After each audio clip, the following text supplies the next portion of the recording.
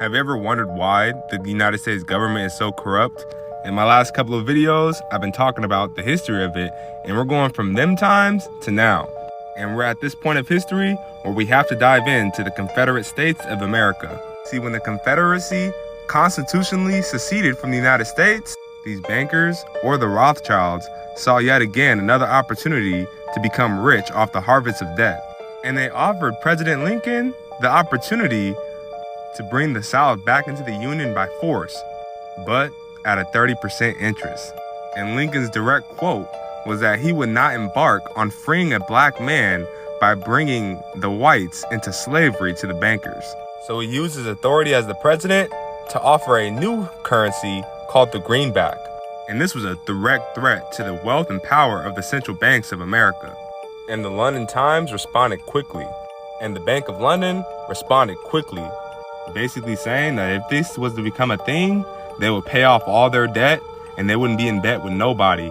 And all the great mines and wealth would go to North America, and that would bring down the monarchy around the globe. They also stated that this needs to be destroyed, or the country needs to be destroyed as a whole. In 1872, New York bankers sent letters to every bank in the United States, basically urging them to fund any newspapers that opposed this new government currency. They knew themselves that if this was to become a thing, their wealth would crash. And goaded by the private banks, much of Europe was actually for this Confederacy. And they expected that if they were to help the Confederacy, they would bring an end to Lincoln's greenbacks. They were so extreme about it that France and Great Britain considered an outright attack on the United States in support of the Confederacy, but they were held at bay by none other than Russia.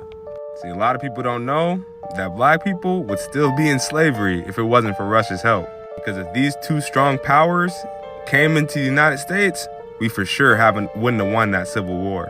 See, Russia was already without a central bank, so they was all for the United States having their own government currency. And without European intervention, the Union ended up winning the Civil War. And President Lincoln announced his intentions of introducing the greenbacks. Yeah, and after they won, you guessed it, that's exactly when he got assassinated. And following his assassination, these greenbacks was pulled off the market. And the people of the United States was forced back into debt and were forced to go back to these banknotes from these central bankers. And this time with an excessive interest rate. Yeah, these men, when they want something done, they're gonna get somebody killed for it. And they don't care who dies in the process. Like for part 4, because we're going into the Federal Reserve next.